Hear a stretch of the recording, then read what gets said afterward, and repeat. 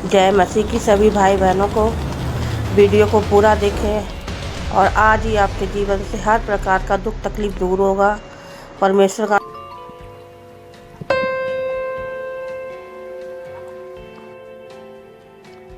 आप जानते हैं, आप में से कुछ लोगों को गलत फहमी है कि वो खुदा को जानते। बहुत बड़ी गलत फहमी है, कुछ को, सबको नहीं।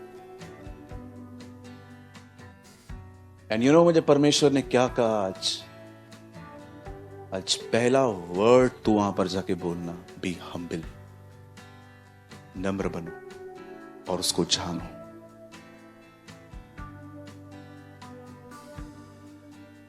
Be humble. अगर आपको लगता है कि मुझे बहुत कुछ पता है और मुझे सीखने की जरूरत नहीं है, आपको बताना चाहता हूं इस हॉल में आपसे बड़ा कोई घमंडी नहीं है यहां। एग्री? वह दिन आने वाला है, मैं जानता हूं जो लोग प्रेमी हैं वो बड़े खुश होने वाले हैं। वह दिन आने वाला है जब हर घमंड से चढ़ी हुई आंख नीचे की जाएगी और केवल प्रभु ही ऊंचे पे विराजमान होगा। यशायाह नबी कहते हैं। आज के वचन को समझने के लिए आपको बहुत नम्रता चाहिए। You need a humbleness sister and brothers. मैं आपको पहले ही कहना चाहता हूं, आज बड़े हम्बल हार्ट से यहां बैठिए। और अगर आपको लगता है कि आपको बहुत कुछ पता है, मैं एक प्रचारक हूं, मैं एक बेटा हूं उसका, मैं एक पास्टर भी हूं। मैं आपको सच कहता हूं, मैंने 18 साल से उसको जानने की कोशिश की है और मुझे लगता है मेरी शुरुआत भी नहीं हुई है। ट्रस्ट। आप इस अर्थ पे ना उसको 1% भी नहीं जान पाओगे। आज जब एटर्नल लाइफ में जाओगे ना, आपको पता चलेगा उसे समझने के लिए लाखों करोड़ों सालों की जरूरत है। Because your mind is a cup of T, like cup of T, and he is the ocean. आपका दिमाग चाय के कप की जितना है और वो समुंदर है। समुंदर कप में नहीं आ सकता। सो प्लीज मेरे पीछे कहिए, प्रभु को समझने के लिए चतुर मन नहीं, साफ हृदय चाहिए। धन्य है वे जो मन के शुद्ध हैं, वे परमेश्वर को देखेंगे। आमीन। अच्छा, हम्बलनेस होती क्या है? नम्रता होती क्या है? पहले मैं बताना चाहता हूं नम्रता क्या नहीं होती है। ठीक है, इशारे करके बताता हूं। ये देखिए, ये नम्रता नहीं है।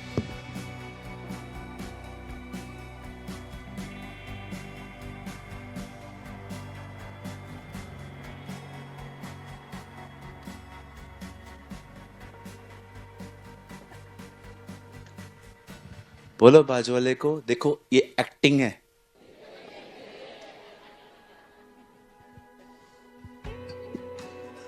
इसे कहते हैं किसी को इज्जत देना। ये नम्रता नहीं है। मैं इसके बिल्कुल खिलाफ नहीं हूं। जानते हो नम्रता क्या होती है? ऐसे मुझे गाली दी, मैंने सह लिया और अपने अंदर कड़वाहट भी न रखी। इसे कहते हैं नम्रता। यह है, एक बहन को मैंने बोला, बहन थोड़ा सहन कर लो ना। मैं नहीं सहनती कि मैं नहीं सहन करती, मैं उधार रखती ही नहीं हूं, रोकड़ा देती हूं। ऐसी लैंग्वेज यूज करते। एक भाई को मैंने बोला, बेटा थोड़ा सह लो ना। मैं क्यों सहूं, मुझे खिलाते हैं क्या ये लोग? तुम मसीह हो? Who told you? तुम्हारा पास्टर तुमको बोलता होगा मसीह हो क्योंकि तुम उसको टाइट देते हो। मैं मुंह पे कहता हूं, you are a non Christian.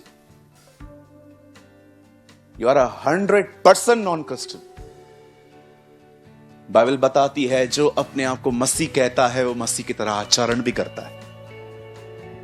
अगर मैं ब्रदर रोजराज, हम लोग आ रहे थे, मैं रोजर को एक बात कह रहा था, if a man of God is not humble, he is not a man of God.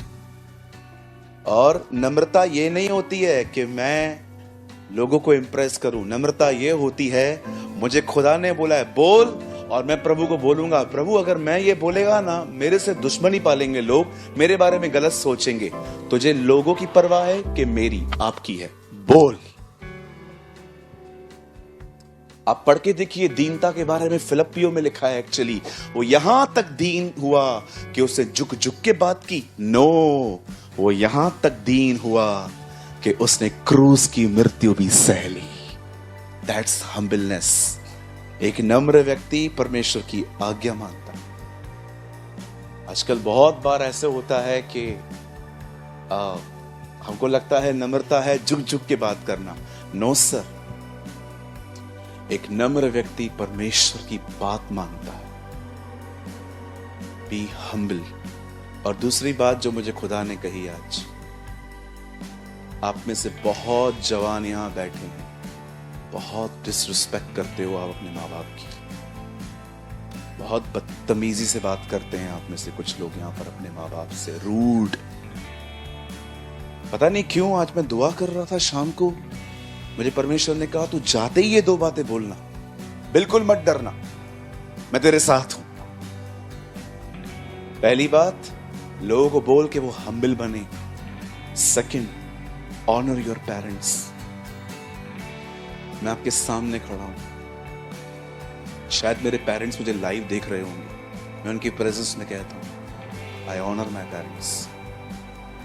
आप सोच नहीं सकते हैं कभी कभी मैंने अपने माँ बाप के लिए क्या स्टेप्स लिए। कई लोग अपने पेरेंट्स की बहुत डिसरिस्पेक्ट करते, तू करके बात करते, ए तू क्या कर रही है, समझता नहीं क्या, तेरे को अकल नहीं है क्या, क्यों तुम इसको ऐसे बात करते हो? क्योंकि वो तुम्हारी नॉनसेंस बातों पर तो साथ नहीं देते। अगर आपकी मां को कहती है कि उसके साथ मत घूम, उसके साथ बात मत कर, ज्यादा खराब हो जाएगा तू, क्या गलत करती है वो? बोलिए। आप में से जितने जवान बैठे हैं ना, मैं आपको सच कहता हूं ब्रदर, हम पास्टर्स यहां बैठे हैं, मुझे पता है मेरे भाई सब मुझसे सहमत होंगे। The greatest servants are not pastors, the greatest servants are parents.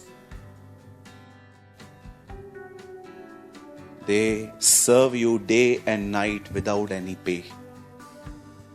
आप है ना, किसी पड़ोसी को बोलो जाके कि मेरे को गोली चाहिए, वो आपको दे के पूछेगा भी नहीं कल कि आप ठीक हो क्या। आप अपनी मम्मी को बता के देखो कि मेरे को गोली चाहिए, वो पूछे कि क्या हुआ, सर में दर्द है, ओके ये ले। बिलीव मी, जब तक आप नहीं सोएंगे ना, वो नहीं सोएगी।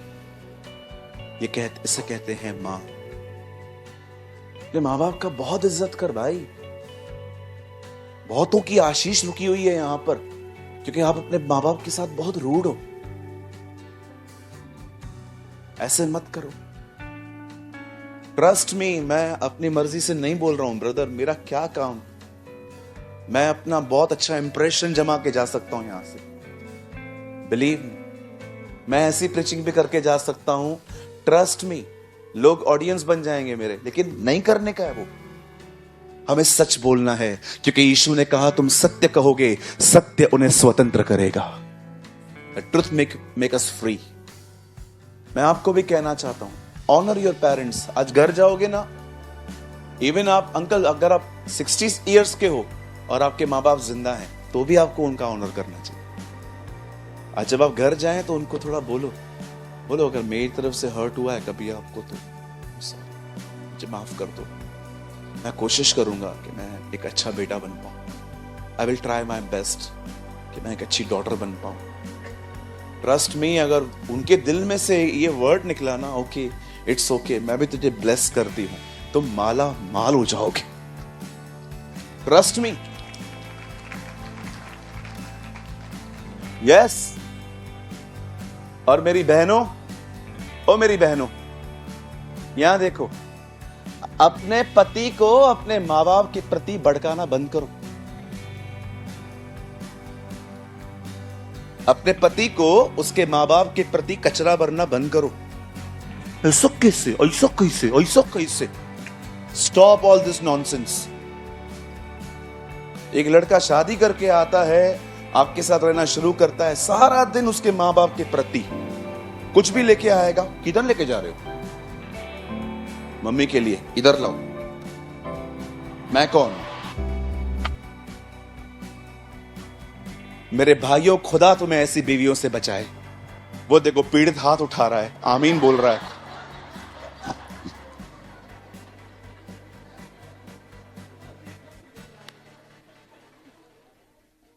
शादी करके एक आदमी आएगा, उसकी बीवी सारा दिन कान में उसके प्रति ऐसा कैसे, ऐसा कैसे, ऐसा कैसे, ऐसा कैसे। बस तुम्हारे लिए जीता रहे वो, छोड़ दे अपने माँ बाप को। भैया हमें आपकी बातों का बुरा लग रहा है। अरे अभी तो शुरू किया है खाली। तुमको नहीं समझ में आता है? 3 दरवाजे हैं यहां पर, 2 दिख रहे हैं। 3 है ना? हाँ चलो 3। भैया तेरी बीवी इधर ही बैठी है क्या?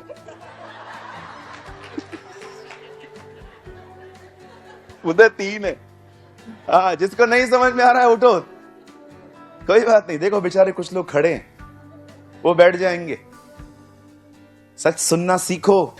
एक बार मैं ये बात अपने चर्च में बोल रहा था, एक भाई उठा, उसने रो रो के मुझे कहा, जो मैं 30 साल से नहीं बोल पाता था वो तूने मेरे लिए बोला है। 10 देख के गया। हालेलुया, बोलो यीशु मसीह की। बहनों का हालेलुया किधर गया?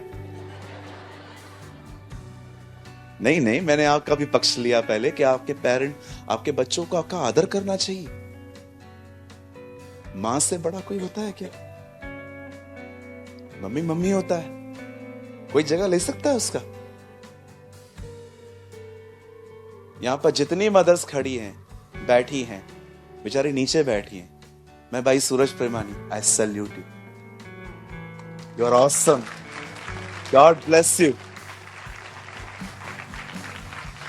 आप अब उस जनरेशन में हो जो बच्चों का पॉटी उठाती थी। आजकल आप देखोगे ना, आया उठाती है बहुतों का। आजकल बहुत सारी मम्मियां जो है वो अपने बच्चे को लेजी मम्मियां होती है ना, कुछ ऐसे नहीं है। आजकल भी बहुत सारी मम्मियां हैं ऐसी जो बच्चों का पॉटी उठाएंगी, साफ करेंगी। हमारे बॉम्बे में थोड़ा डिफरेंट है, बहुत सारी बहनें बच्चों को मेड के पास छोड़ देती हैं, वो मेड को ही अपनी मां समझ लेता है ना? सो आप तैयार हैं? अब मेरा मन थोड़ा हल्का हो गया।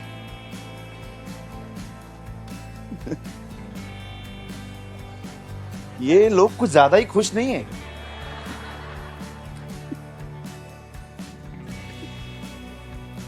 कोई बात नहीं, आप भी हल्के हो गए हो लगता है मेरे साथ। Okay, come on, open with me in the book of efficiency. चलो शांत हो जाओ सब।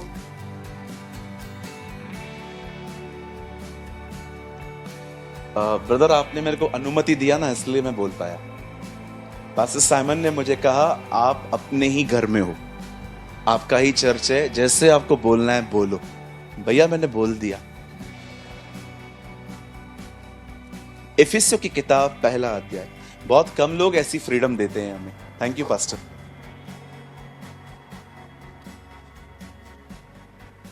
मैं एक बार एक चर्च में गया था, उन्होंने मुझे पेपर पे 2 टॉपिक्स प्रीच करने के लिए मना किया। बोला ये 2 विषय हैं। मैं वो विषय नहीं बता सकता आपको, लेकिन उन्होंने लिख के भेजा, ये दोनों विषय हमारे बीच में प्रीच मत करना। अभी उनको पता नहीं था हम आदम की सच्ची संतान हैं, जो हमें मना किया जाता है हम लोग वही करके दिखाते हैं।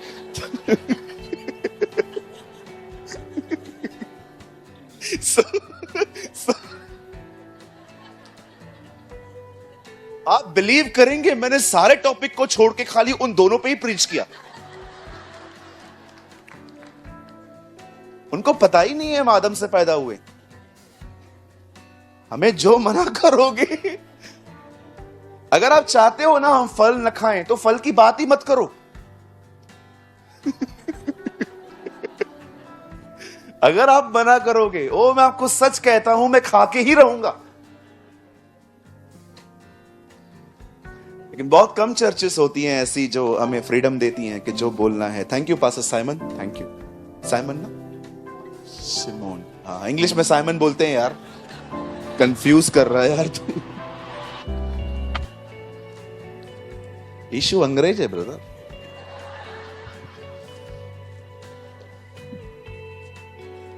ओके, सबने ओपन किया?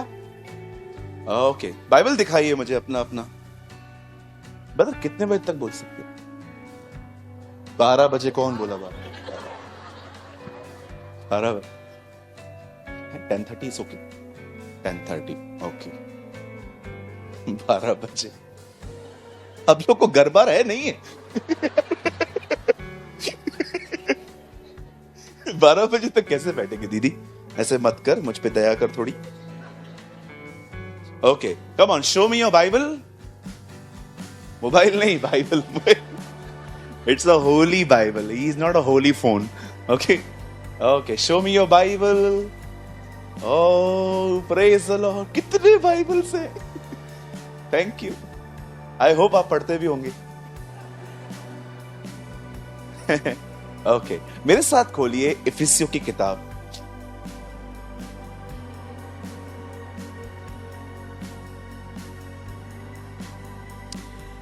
ओके, मैं आपके लिए पढ़ रहा हूं पहला अध्याय, चैप्टर 1। और किसी के पास अगर अंग्रेजी बाइबल हो तो मुझ तक पहुंचाइए प्लीज। Anyone have English? कोई भी? हमारे पास एक्स्ट्रा माइक है, गौरन को दीजिए। गौरन, हाँ बस मुझे सेकंड्स के लिए चाहिए ब्रदर, हम आपको वापस कर देंगे। मैं पहले हिंदी में पढ़ रहा हूं और उसके बाद गौरन इसको अंग्रेजी में पढ़ेंगे। 1-3। हमारे प्रभु यीशु मसीह के परमेश्वर और पिता का धन्यवाद हो कि उसने हमें मसीह में स्वर्गीय स्थानों में सब प्रकार की आत्मिक आशीष। आपके बाइबल में ये वर्ड है?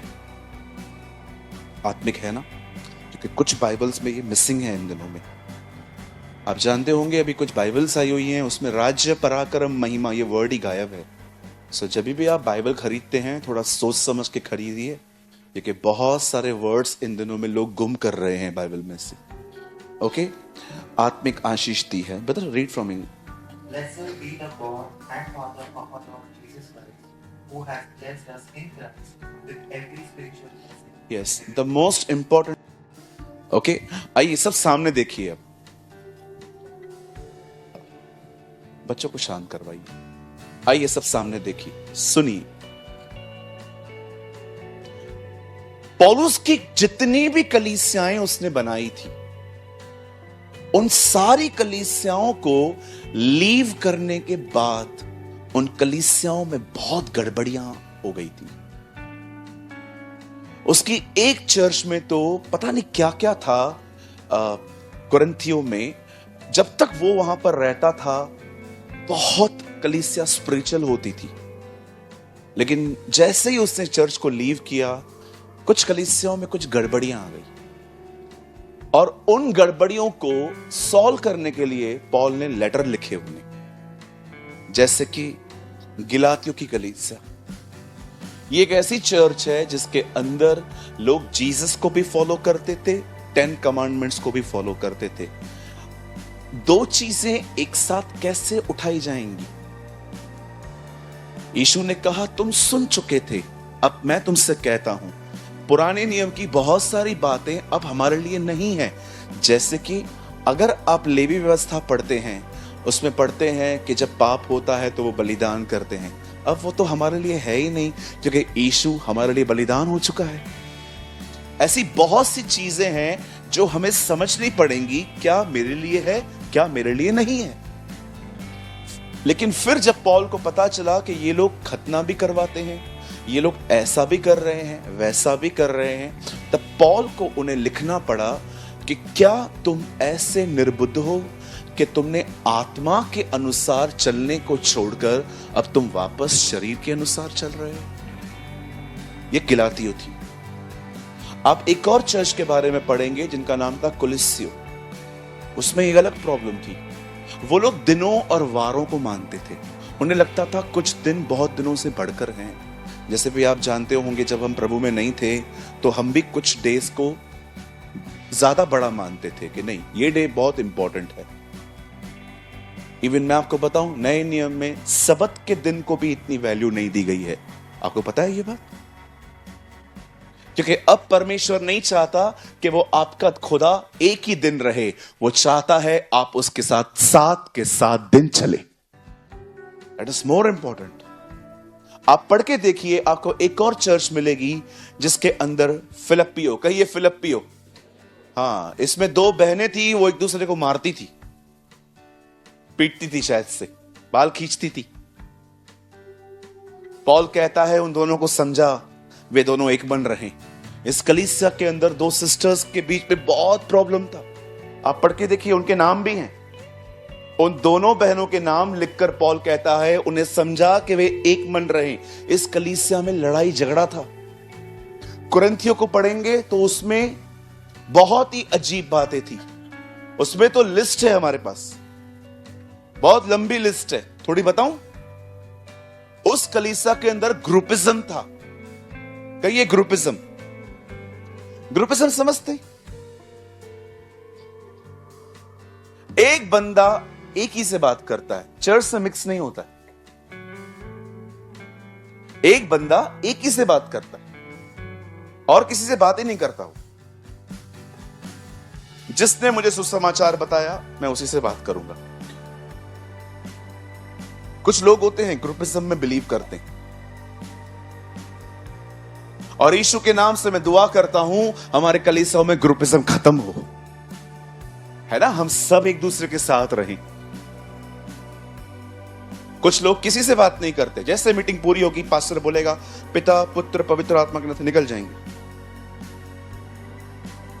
हाँ, चले जाएंगे, किसी से नहीं मिलते। एक बात कहूं मैं आपसे, बुरा नहीं मानेंगे, सुनिए। अगर हर एक को आपसे प्रॉब्लम है ना, तो अपना बिहेवियर चेक करना चाहिए। अगर एक को प्रॉब्लम है ना मेरे से, तो चलता है। लेकिन हर एक को आपसे प्रॉब्लम है, अपना बिहेवियर चेक करना चाहिए कि कहीं मैं तो प्रॉब्लम नहीं हूं। अगर एक स्कूल में 100 बच्चे पढ़ते हैं, अगर 2 फेल हो गए, टीचर की कोई गलती नहीं है, पूरा स्कूल फेल हुआ। टीचर को चेक करना चाहिए कि ये पढ़ाता भी है कि नहीं। आपने देखा था जब कभी कभी हम लोग स्कूल जाते थे, हमारी टीचर सोती रहती थी। बाजी उठाओ तो। हमारी एक बहुत अच्छी टीचर थी, वो हमेशा जैसे आती थी वो हमेशा कहती थी, बच्चों ऐसे बैठ के, हाँ मुंह पे उंगली रखो। और हमें लगता था उसके बाद वो कुछ करेगी। मन में क्या करती थी, ऐसे करके जैसे हम हो जाते थे सो जाती थी। आधा घंटा, मतलब डिस्टर्ब मत करो, मुझे सोने दो। और हम लोग आधा घंटा ऐसे बैठे रहते थे, और वो बहन ऐसी।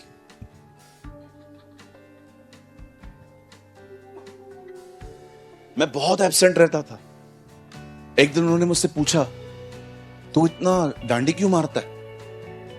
ये बॉम्बे की लैंग्वेज है, ओके। तू इतना कम क्यों आता है? तो मैंने मजाक मजाक में उसको बोल दिया, रोज रोज आने से इज्जत कम होती है। उससे मुझे ऐसा चाटा मारा था, मेरे कान से आवाज आ गई, सू।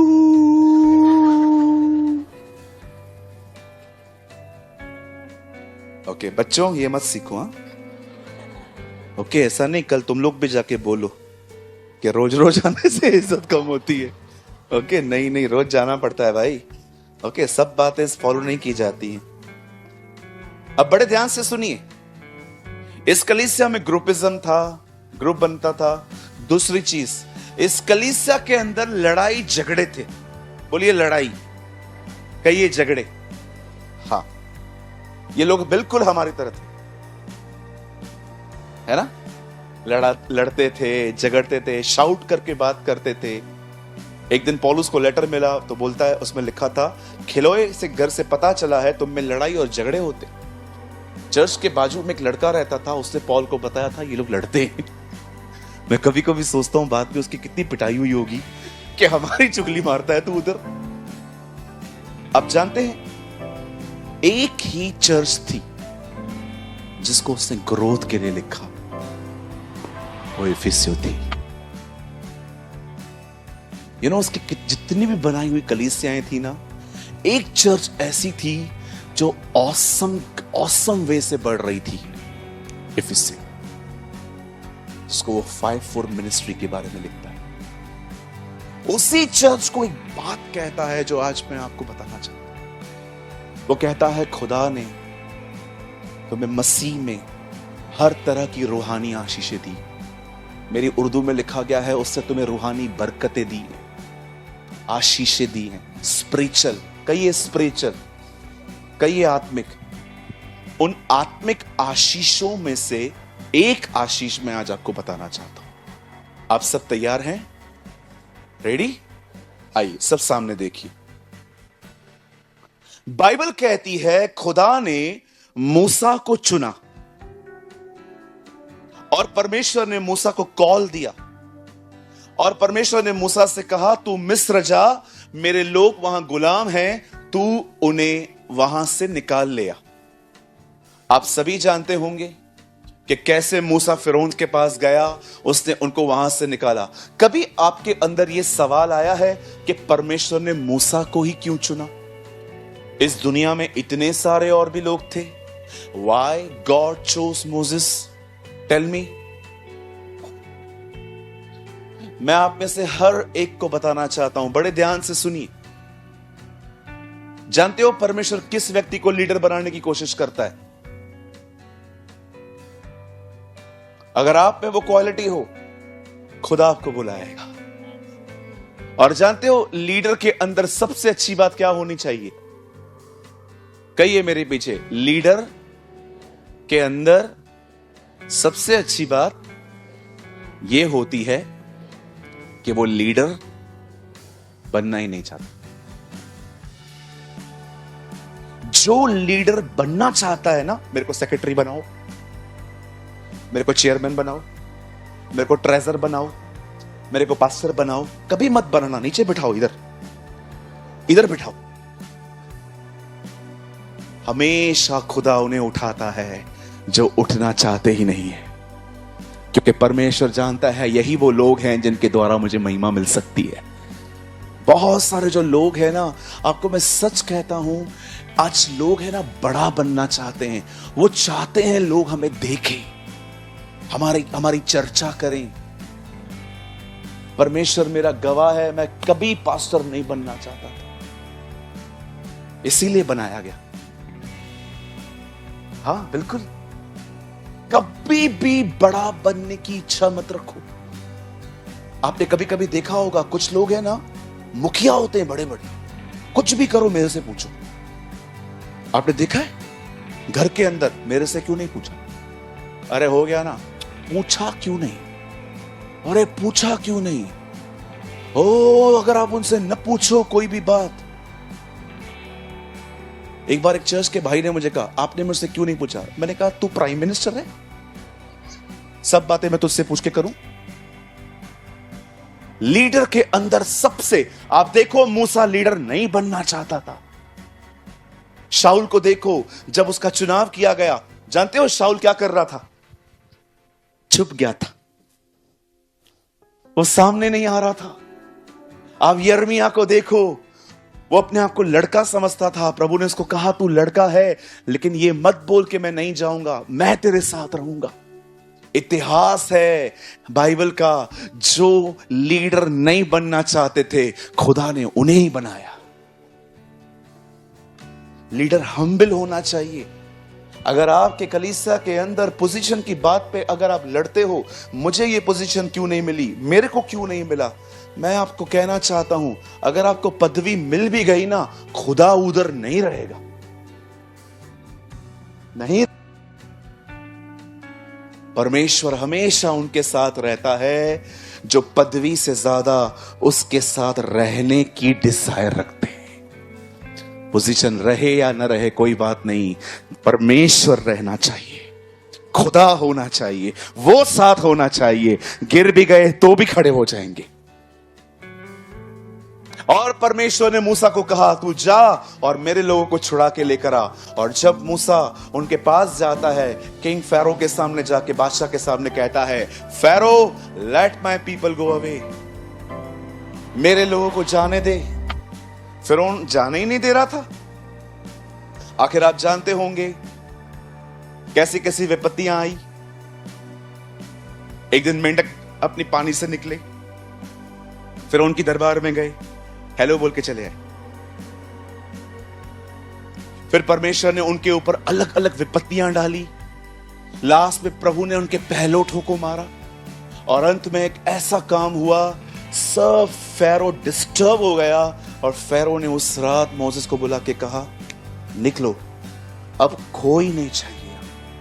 और बाइबल बताती है लाखों लोगों को निकाल कर मूसा जब कनान की तरफ जा रहा था, तब परमेश्वर ने उसे एक आज्ञा दी थी, एक पहाड़ है सीने, और तुम लोग जब उस देश में जाओगे तुम इस पहाड़ के नीचे ठहरोगे।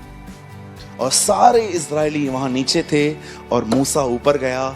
और मूसा 40 दिन 40 रात बगैर खाना खाए हुए, वचन कहता है, वो वहां पर ऊपर था। और जब वो नीचे उतरा, कुछ लोगों को लगता है वो सिर्फ 10 आज्ञाओं को लेकर निकला। नो सर, वो वहां से 600 से अधिक आज्ञाएं लेकर आया था। आप पढ़ के देखिए, 10 तो खाली लिखी हुई थी, एक पे 6, एक पे 4। 4 बताती थी अपने परमेश्वर की इज्जत कर, और 6 बताती थी अपने पड़ोसी को अपने समान प्रेम कर। 2 टैबलेट्स। और जानते हो, उसके बाद मूसा ने आगे चल के खुदा के द्वारा कुछ ऐसी बातें उन्हें कही जो आज आपको समझनी पड़ेंगी। लिसन, जब मूसा ने और वो आगे बढ़ा तो उसने उन्हें कुछ बातें कही। पहली बात, उसने कहा, यदि तुम अपने परमेश्वर की आज्ञाओं को मानोगे तो ये सारी आशीषें जो मैं तुम्हें बताने वाला हूं, ये सब तुम्हें मिलेंगी। लेकिन अगर तुमने अपने परमेश्वर की आज्ञा नहीं मानी तो ये सारे श्राप न चाहो तो भी आप पड़ेंगे। और जानते हो उसने आशीषें क्या क्या बताई? उसे आशीषें कही, अगर तुम अपने परमेश्वर की आज्ञा को मानोगे तो वो समय समय पर तुम्हारे खेतों पर मेंह बरसाएगा। अगर तुम परमेश्वर की आज्ञा को मानोगे तो तुम सारी जातियों में धन्य ठहरोगे, आशीषित। अगर तुम परमेश्वर की आज्ञा को मानोगे, तुम्हारी औरतों को कभी मिसकैरेज नहीं होंगे, तुम्हारे बच्चे कभी नहीं गिरेंगे। अगर तुम परमेश्वर की आज्ञाओं को मानोगे तो तुम्हारी टोकरियां धन्य होंगी, तुम्हारे पास बहुत कुछ होगा। अगर तुम परमेश्वर की आज्ञा को मानोगे तो याद रखना, तुम्हारे शत्रु एक रास्ते से आएंगे, खुदा उन्हें 7 रास्तों से भगाएगा। ये सारी बातें बोल बोल के उसने उनको बताया। अब आराम से पढ़िए, ये जब ये आशीषें, इन आशीषों में एक भी आशीष स्पिरिचुअल नहीं है, सब जिस्मानी। आज भी आप यही प्रचार सुनते हो बहुत लोगों से, मैन सेंटर गॉस्पल। तुम्हें क्या मिलेगा? Man centred gospel. मैं छत्तीसगढ़ में था, एक परमेश्वर के दास के साथ सेवा कर रहा था। मैं प्रचार कर रहा था सुबह कि प्रभु तुम्हें आत्मिक आशीष देगा। वो शाम को प्रचार कर रहे थे, ये मिलेगा, वो मिलेगा, ये मिलेगा, वो मिलेगा। और एक दिन ऐसा आया जब 2 दिन पूरे हुए, हम लोग खाना खा रहे थे, उन्होंने मुझसे फीडबैक मांगा। उन्होंने कहा, ब्रदर आपको मेरा प्रचार कैसे लगा? मैंने कहा, ब्रदर बहुत अच्छा था, लेकिन एक शिकायत है। बोला, क्या शिकायत है? मैंने कहा, मुझे ऐसा लग रहा था मैं लोगों को पुरानी वाचा से पकड़ पकड़ के नई वाचा में लेके आता हूं और आप लोगों को पकड़ के नई वाचा से वापस पुरानी वाचा में ले जाते। क्या मतलब? मैंने कहा, पास्टर हम लोग बोलते हैं ये सारी ब्लेसिंग्स, क्या हम लोग आत्मिक आशीषों के लिए कुछ बात करते हैं? बोलो। अगर आज भी प्रभु की उपस्थिति से ज्यादा, अगर मैं कहता हूं प्रभु की उपस्थिति में हम चलें और आपके मुंह से वाव नहीं निकलता, लेकिन अगर मैं आईफोन 14 की बात करूं आपके वाव निकलता है, तो आप कौन हो? जिस्मानी हो कि रूहानी हो? जिस्मानी हो। अगर आज भी मैं आपको कहूं कि परमेश्वर चाहता है कि आपके ऊपर अभिषेक हो, लेकिन मैं बाद में कहता हूं प्रभु यह भी चाहता है कि आपको 3 माले का अपना नया घर मिले। वो ताली भी बजा रहे हैं लोग।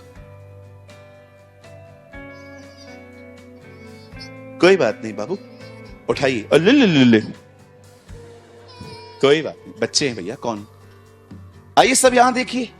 मैं आपसे पूछना चाहता हूं, प्लीज बुरा मत मानिए, जिस किसी को आप सुनते हैं वो आपके फ्लैश को फीड कर रहा है कि आपकी स्पिरिट को? Tell me. जिस किसी को भी आपने अपना लीडर चूज किया है, मैं आपसे पूछना चाहता हूं, वो आपके जिस्म को खिला रहा है कि आपकी रूह को? मूसा को देखिए, वो किसी बात में गलत नहीं था, लेकिन जो कुछ वो कह रहा था उसमें कोई भी आत्मिक आशीष नहीं है, उसमें सिर्फ और सिर्फ शरीर को खुश करने वाली बातें हैं। कभी आपने देखा है जहां चमत्कार प्रचार होते हैं वहां पर अधिक भीड़ क्यों होती है? कभी आपने सोचा है? एक है ना, एक अहमदाबाद में ना हम सब मिलके है ना एक मीटिंग ऑर्गेनाइज करते हैं, चंगाई सभा। बोलो बाजू वाले को, चंगाई सभा। हाँ, आपको पता है ये हॉल आज कितने बजे फुल हो गया था ब्रदर? शुरू से। वो सुबह से भर जाएगा अंकल, सुबह से भर जाएगा। सुबह 8-9 बजे लोग आके बैठ जाएंगे। वो बेचारे गलत नहीं है, लेकिन आपने लिखा ही है चंगाई सभा। अभी क्या करते हैं, सब लोग जमा हो जाएंगे ना, शाम को बैनर चेंज करते हैं। इधर लिखते हैं कल हम उनके लिए प्रार्थना करेंगे जिन जिन को अपना घर चाहिए। अगले दिन है ना, विश्वास करो कुछ लोग यहां से घर जाएंगे ही नहीं।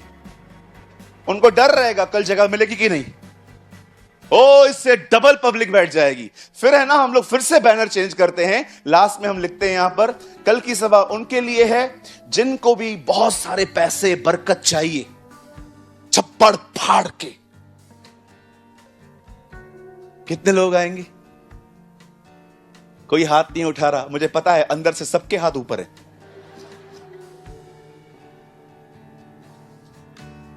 यू नो, एक बच्चा था वो ऐसे खड़ा था, बाप ने बोला बैठ। नहीं बैठूंगा। बैठ। नहीं बैठूंगा। बाप ने बोला बैठ। पिताजी मैं बैठा हूं लेकिन मैं अंदर से खड़ा हूं। ये वो वाला काम है। पिताजी मैं बैठा हूं लेकिन मैं अंदर से खड़ा हूं। तीसरी सभा कौन सी? जिसको पैसे चाहिए, बरकत चाहिए, हॉल में आ जाओ, ये सीलिंग तोड़ के थैली गिरेगा तुम्हारे ऊपर। करते ना आजकल अनॉइंटेड। किसी ने मुझे क्या बोला था? हाँ, किसी ने मुझे बोला था टीवी पे, एटीएम के ऊपर मेरा तेल डाल दे, वो कार्ड के ऊपर। मेरा मन कर रहा था मैं डाल दूं। पता नहीं क्या क्या प्रचार होता है आजकल। एक पास्टर आया, उसे टीवी पे खड़े होकर बोला, अगर तुम पैसों की बरकत चाहते हो अपना कार्ड निकालो। मैंने ऐसे ही निकाल लिया। अब एक काम करो, मेरा खरीदा हुआ तेल इसके ऊपर डाल दो। मैंने वापस रख दिया। एक्चुअली वो कार्ड है ना, बहुत मुश्किल के बाद बैंक ने दिया था। मेरे को डर लग रहा था वापस खराब हो जाएगा, कौन लाइन में खड़ा होगा। लेकिन मैं जानता हूं कुछ लोग करेंगे। हाँ, आपको पता है मैं एक जगह पे गया, वहां पर पास्टर को पैर पड़ रहे थे, पास्टर रोक नहीं रहा था। पास्टर को पैर पड़ रहे हैं, वो पापा पापा पापा मम्मी मम्मी, पास्टर रोक नहीं रहा है, पास्टर आराम से पैर दे रहा है। ये हाल है हमारे। प्रभु का अनुग्रह है, आपको बहुत अच्छे अगुए मिले हैं। आइए तालियां बजाइए इन लोगों के लिए।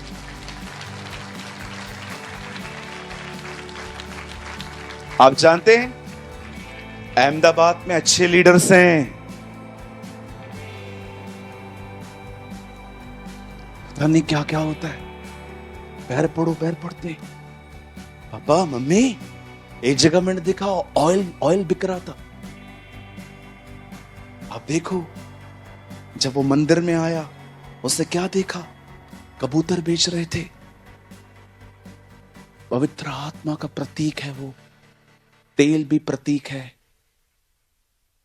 मैं आप में से हर एक को कहना चाहता हूं, ब्रदर, अभिषेक के लिए पैसे मत दो, वो फ्री है। It's free. किसी को भी 1 रुपया देने की जरूरत नहीं है तुम्हें।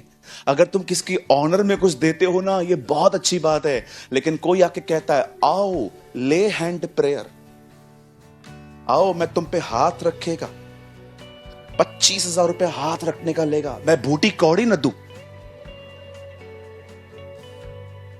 पैसे, प्रार्थना के पैसे। आप 2000 साल पहले यहां होते और पतरस को कहते ना जाके, पास्टर जी ये पैसे लो, हाथ रख दो, मुझे अभिषेक मिले। वो आपके ऊपर हाथ नहीं रखता, वो आपको कहता तेरा पैसा तेरे साथ नाश हो। व्हाट अ पीपल, क्या लोग थे वो, क्या परमेश्वर के लोग थे वो।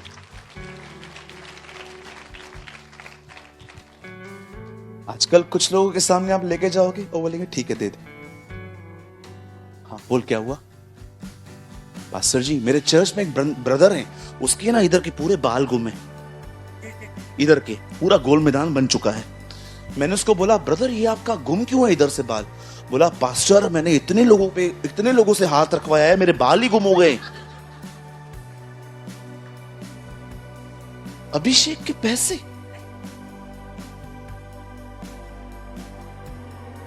और तुम लोग देते हो।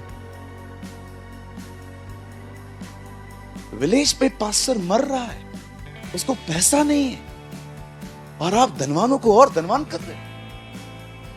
हम सिटी प्रीचर्स हैं, हमारे चर्च से हमें कोई कुछ दे देता है, हम चल जाते हैं। पता है विलेज मिनिस्ट्री कितनी डिफिकल्ट होती है? मैं विलेज में सेवा करता हूं।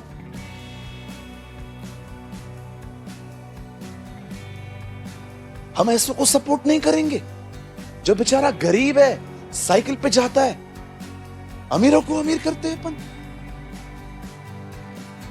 क्यों? क्योंकि उसकी मिनिस्ट्री में तुम्हारे लिए कुछ मिरेकल हुआ है।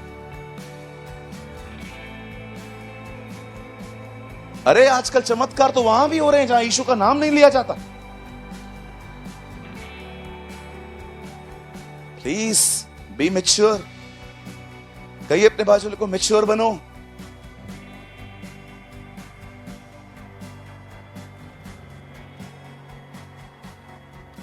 कोई अगर मुझसे असहमत है ना, मैं आपको लिख के देता हूं, आप अंधे हो, यू आर ब्लाइंड।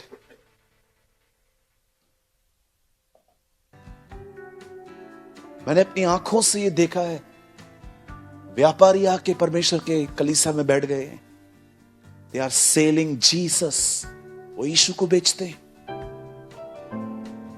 भैया उसको कोई नहीं बेच सकता, वो राजाओं का राजा है, वो प्रभुओं का प्रभु है। He is the king of the king। मेरी उर्दू बाइबल कहती है वो खुदाओं का खुदा और बादशाहों का बादशाह है।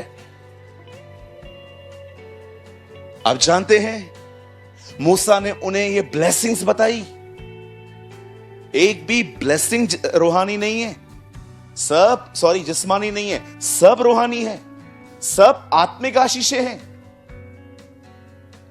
ये पुराने नियम का समय था, लेकिन जब पॉल इफिसियों की कलीसिया को में लिखता है तो क्या कहता है? देखो परमेश्वर ने हमें मसीह में सब प्रकार की आत्मिक आशीषें दी हैं, स्पिरिचुअल। बाइबल बताती है यशाया नबी ने 700 साल पहले एक बंदे के लिए भविष्यवाणी की। उसने कहा जंगल में एक आवाज आ रही है, प्रभु का मार्ग तैयार करो, उसकी सड़कें सीधी करो। बाइबल कहती है, खुदा का कलाम कहता है, यूहन्ना बपतिस्मा दाता अपने घर से बाइबल बताती है वो जंगल में रहा, उसे 30 साल तक वहां पर जिंदगी बिताई, और एक दिन वो दरियाए यरदन पे आया और यरदन नदी पे खड़े होकर प्रचार करने लगा, प्रभु का मार्ग तैयार करो, उसकी सड़कें सीधी करो, सारे रास्ते ठीक किए जाएं। आपने इस बात को देखा, उसने क्या कहा उसके बाद? मन फिराओ क्योंकि परमेश्वर का राज्य निकट है और बपतिस्मा लो। जब यूहन्ना बपतिस्मा दाता प्रचार करते थे, जानते हो वो क्या बोलते थे? आओ मैं तुम्हें बपतिस्मा देने वाला हूं। क्यों? जानते हो किनको बपतिस्मा मिलता था? उन्हें जो लोग ये डिसाइड कर चुके थे कि अब वो और गुनाह नहीं करना चाहते, पाप से मन फिराना, पाप से छूटना नहीं, मन फिराना। और आप जानते हो जो भी लोग यूहन्ना के सामने आके कहते थे हां हम पापी हैं और हम अब और पाप नहीं करना चाहते, जानते हो यूहन्ना उनको क्या करता था? यूहन्ना एक पानी में खड़े होके उनको अंदर डालता था और उनको बाहर निकालता था। आपको पता है इसका अर्थ क्या है? इसका अर्थ क्या है? यूहन्ना ये कहता था मैं तुम्हें बपतिस्मा दे रहा हूं। क्यों? क्योंकि तुमने डिसाइड किया है कि तुम पाप नहीं करोगे। लेकिन वो उसके बाद जानते हो क्या कहता था? मैं तो तुम्हें पानी का बपतिस्मा देता हूं, लेकिन जो मेरे बाद आने वाला है वो तुम्हें आग और पवित्र आत्मा का बपतिस्मा देगा। कहिए बपतिस्मा, जोर से कहिए बपतिस्मा, कहिए बपतिस्मा, 2 बार और कहिए बपतिस्मा, से बपतिस्मा। जानते हो बपतिस्मा एक ग्रीक वर्ड है, it's not a Hebrew word, वो एक ग्रीक शब्द है। बपतिस्मा को अगर हम लोग इंग्लिश में ट्रांसलेट करें तो उसका वर्ड आता है इमर्स्ड। इमर्स को हिंदी में ट्रांसलेट करो डूबना, डूब जाना। यूहन्ना एक्चुअली ये कह रहा था मैं तो तुम्हें पानी में डुबो रहा हूं, लेकिन जो मेरे बाद आने वाला है वो तुम्हें पवित्र आत्मा और आग में डुबोएगा। आप जानते हो वो क्या बोलना चाह रहा था? सुनो, मैं तुम्हें पानी का बपतिस्मा इसलिए देता हूं क्योंकि तुमने डिसाइड किया है तुम पाप नहीं करोगे, लेकिन याद रखना मेरे इस बपतिस्मे से तुम पाप से आजाद नहीं हो जाओगे। आजादी तुम्हें उस बपतिस्मे में मिलेगी जो तुम्हें यीशु मसीह देगा। आप जानते हो जब वो लोग बपतिस्मा लेते थे इसका अर्थ क्या है? What is the meaning of baptism? ये वो चीज है जिसमें चर्च बॉर्न हुई थी। पढ़ के देखिए प्रेरितों के काम, कलीसिया कब बॉर्न हुई? जब वे पवित्र आत्मा से बपतिस्मा पाए थे, वहां से चर्च पैदा हुआ।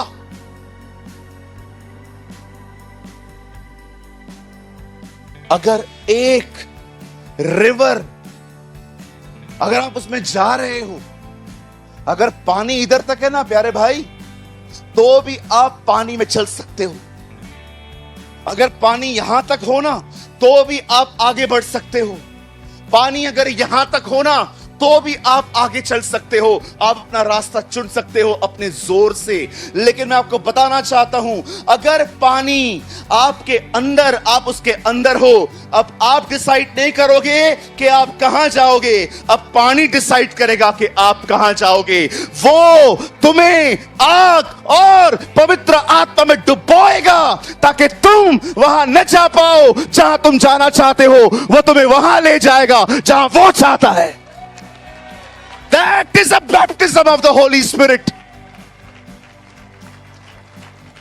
एक दिन पॉल लकड़ियों को आग लगा रहा है और लिखा है अंदर एक सांप था जो बाहर निकल आया और पौलुस के हाथ में जकड़ गया। मेरे भाइयों, मेरी बहनों, याद रखना पानी में आग, सांप जिंदा रहता है। मैं आपको बताना चाहता हूं फिर से, पानी में सांप जिंदा रह सकता है लेकिन वो आग में कभी जिंदा नहीं रह सकता। आपको पता है आपको इन दिनों में किस चीज की जरूरत है? This baptism. यूहन्ना अगर वो पाप को पानी के बपतिस्मे से छुड़ा देता तो दूसरे बपतिस्मे की कभी जरूरत ही नहीं पड़ती। वो ये कह रहा था, सुनो मैं तुम्हें दे देता हूं, लेकिन याद रखना सांप इसमें नहीं निकलेगा, इसके बाद तुम्हें कोई आग में डालेगा और सारे छुपे हुए सांप बाहर आएंगे।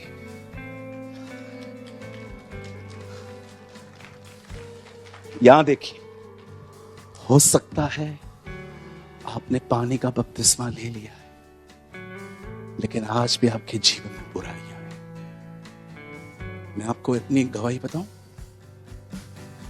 मैंने जब बपतिस्मा लिया ना, मैंने ठीक से मन भी नहीं फिराया था। मैंने लालच में लिया। जानते हो क्यों? मेरे पास्टर ने बोला जो बपतिस्मा लेगा वो स्वर्ग जाएगा। मैंने ले लिया। मुझे बोला गया स्वर्ग जाने का वीजा है।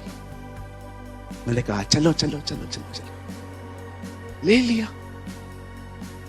मुझे प्रॉपर टीचिंग भी नहीं मिला था बपतिस्मा होता क्या है।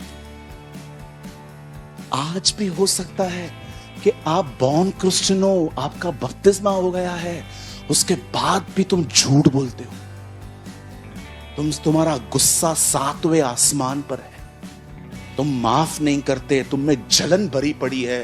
हो सकता है आप एक ऐसे बंदे हो जो सारा दिन अश्लील वीडियो देखता है, लेकिन बैप्टिज्म हो गया है कंप्लीटली ओके। पानी का बपतिस्मा किसी को पाप से नजात नहीं दे सकता। वो बपतिस्मा इसीलिए मिला था क्योंकि हमने डिसाइड किया था अब हम खुदा के लिए जिएंगे, हम गुनाहों के लिए नहीं जिएंगे। लेकिन जब तुम मन फिरा के उस यीशु के पास आते हो, वो तुम्हें आग और पवित्र आत्मा में डुबोता है और सारे छुपे हुए सांपों को बाहर आना पड़ता है। आज कितने लोग हैं मुझे बताइए, डिड यू एक्सपीरियंस्ड? क्या तुम ये कह सकते हो हाँ मैंने अनुभव किया है? आत्मा में डुबोना ये गिरने उठने वाला अनुभव नहीं है। गिर गए उठ गए, गिर गए उठ गए।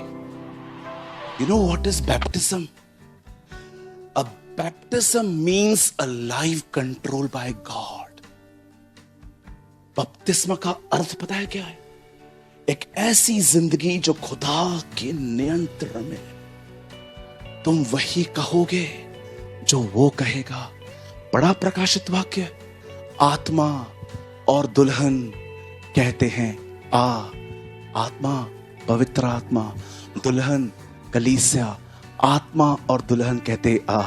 Church and Jesus are one. वो इतने एक हो गए थे कि जो खुदा कहना चाहता था वही कलीसिया कह रही थी।